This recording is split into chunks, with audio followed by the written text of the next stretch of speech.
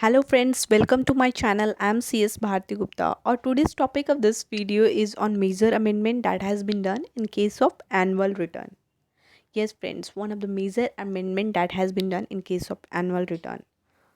क्या है वो मेजर अमेंडमेंट, उसके बारे में we will discuss in this particular video. तो पहले ये देखते हैं कि बिफोर अमेंडमेंट क्या था एंड उसके बाद वी विल डिस्कस कि आफ्टर अमेंडमेंट क्या इफ़ेक्ट्स होगा.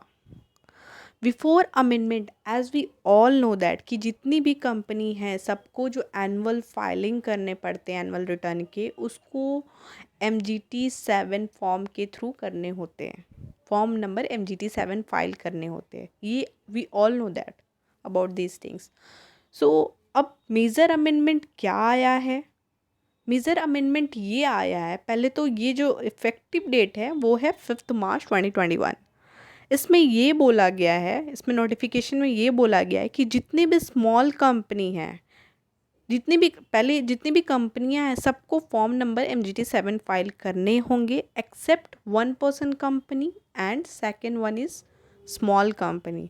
1% कंपनी एंड स्मॉल कंपनी को छोड़ के जितनी भी कंपनी है सबको फॉर्म नंबर MGT 7 फाइल करनी होगी, जो कि पहले भी था. सारी कंपनी को फाइल करना पड़ता था. But 1% company and small company के केस में अब क्या फाइल करना पड़ेगा. अब जो है form number MGT 7A file करना पड़ेगा. ये नोटिफिकेशन में बोला गया है कि 1% company and small company shall file annual return from the financial year 2021 onwards. Financial year 2021 onwards जितनी भी कंपनियां हैं, स्मॉल कंपनी एंड 1% कंपनी, सबको फॉर्म नंबर MGT 7A फाइल करनी पड़ेंगी.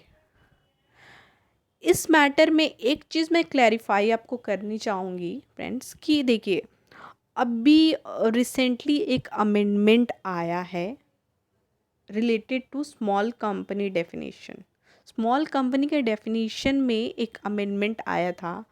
आई think most of the people know about that and जो लोग नहीं जानते इसके बारे में, उनके लिए मैंने इस वीडियो में लिंक भी दिया है, आप उसमें चेक कर लीजिएगा. स्मॉल कंपनी के डेफिनेशन में जो है अमेंडमेंट आया है. पहले जो डेफिनेशन था उससे टोटली चेंज हो गया है और जो कि इफ़ेक्टिव होगा 1 अप्रैल 2021 से. तो हम लोग मैं उसके बारे में इसलिए बोल रही हूँ क्योंकि देखिए, स्मॉल कंपनी का डेफिनेशन में जो अमेंडमेंट आया है और वो अब इफ़ेक्टिव होगा 1 अप्रैल 2021 से. और जो हम लोग अभी एनुअल रिटर्न जो फाइल करेंगे फॉर द फाइनेंशियल ईयर 2021, उसके लिए हमें कौन सा फॉर्म फाइल करना पड़ेगा. फॉर्म नंबर MGT 7 फाइल करने होंगे या form number MGT 7A file करने होंगे. ये आपका डाउट हो सकता है. क्यों?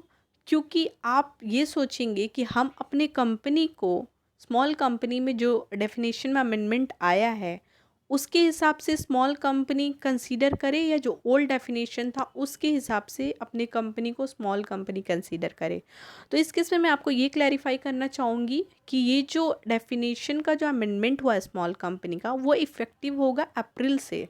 लेकिन आपको इस नोटिफिकेशन में, एनुअल फाइलिंग के नोटिफिकेशन में 2021 फाइनेंशियल ईयर एंड डेट का बात हो रहा है जो कि हम लोग फॉर्म फाइल करेंगे.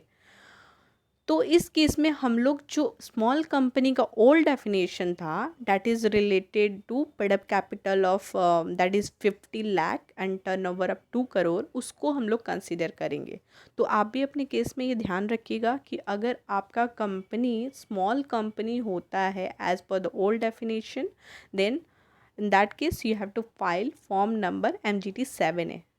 आप ये मत उसको कंसीडर कीजिएगा कि अब तो अमेंडमेंट हो गया है स्मॉल कंपनी का डेफिनेशन का, तो जो क्राइटेरिया बढ़ा दिया गया है, अब जो क्राइटेरिया हो जाएगा 2 and 20 करोड़ का, तो उसके हिसाब से आप उसको स्मॉल कंपनी कंसीडर नहीं कीजिएगा. उसको आप ओल्ड डेफिनेशन के हिसाब से ही देखिएगा.